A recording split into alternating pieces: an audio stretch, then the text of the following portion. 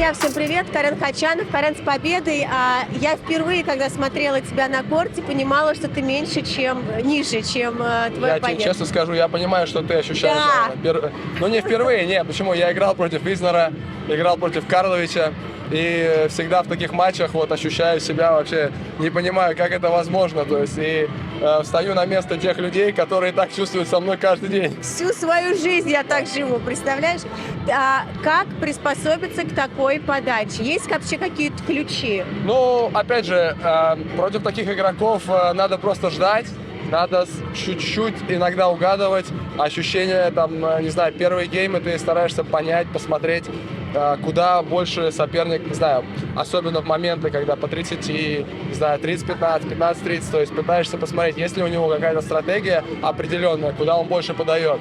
Но, опять же, это все так, в теории, а на практике, на самом деле, просто вот по ситуации стараешься как-то среагировать и попробовать полностью интенсивность эту принести в те моменты, которые нужны. Я была уверена, что ты брейк все-таки сделаешь в концовке второй сета. В начале у меня, на самом деле, были брейки. Вот, брейкпоинты.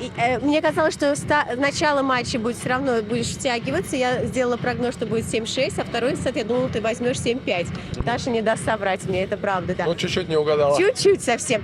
Подскажи, пожалуйста, про Райли. Каково это играть с ним? Потому что все-таки он не просто подающий теннисист, все-таки там целый мир такой теннисный. Честно говоря, первый раз с ним играли. Я с ним ни разу не тренировался, не играл. То есть, опять же, только смотрел матчи, готовились с командой. Ну, Мадрид это вообще, ну, чуть по-другому чувствуется, чуть по-другому играется высота. То есть здесь у него отскок вдвойне, наверное, выше, чем в обычных условиях, в обычной ситуации. Поэтому не просто, то есть я старался, ну, как бы тактика была понятна. То есть я старался держать свою подачу, на приеме как можно больше приемов просто попасть в корт и начать розыгрыш. То есть завязать вот эту борьбу в розыгрыше, где уже я чувствовал преимущество, несмотря на то, что в задней линии и двигается он для своего роста очень неплохо. Карен, вот в завершение, а как концентрацию держать? Потому что здесь чуть-чуть провалишься, все, здравствуйте. Да никак. Ну не, как, ну стараться всегда себя, не знаю, подбадривать, стараться, не знаю, включаться, то есть вот именно включаться в те моменты, которые тебе нужно включиться. То есть, понятное дело, там, не знаю, если гейм, он подал, ну, то есть ты уже там последний мяч стараешься, ну, то есть тебе не нужно включаться на 150%, а вот если счет 0-15, по 15, там, по 30, то есть вот именно в эти моменты стараться вот эту интенсивность какую-то находить и проявлять и показывать на корте.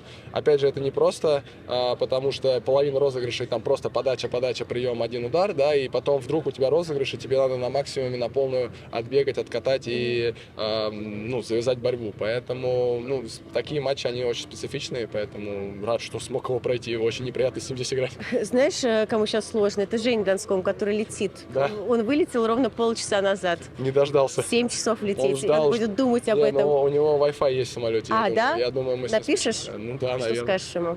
Он у тебя же видел перед матчем, приходил специально? Он здесь был, тоже как бы на тренировке приходил, поэтому, опять же, пожелал удачи, сказал, единственный матч, единственная возможность была, которую он не поймал бы мой матч, это если я буду играть последним запуском в субботу. Так и получилось. И еще плюс там девочки затянули матч, потом мальчики. Но, кстати, я могу сказать, что мне, я думаю, на руку было, что нас переставили на больший стадион, чем если бы мы играли там, потому что там отходить вообще некуда было. То есть там просто смешем можно было бы играть.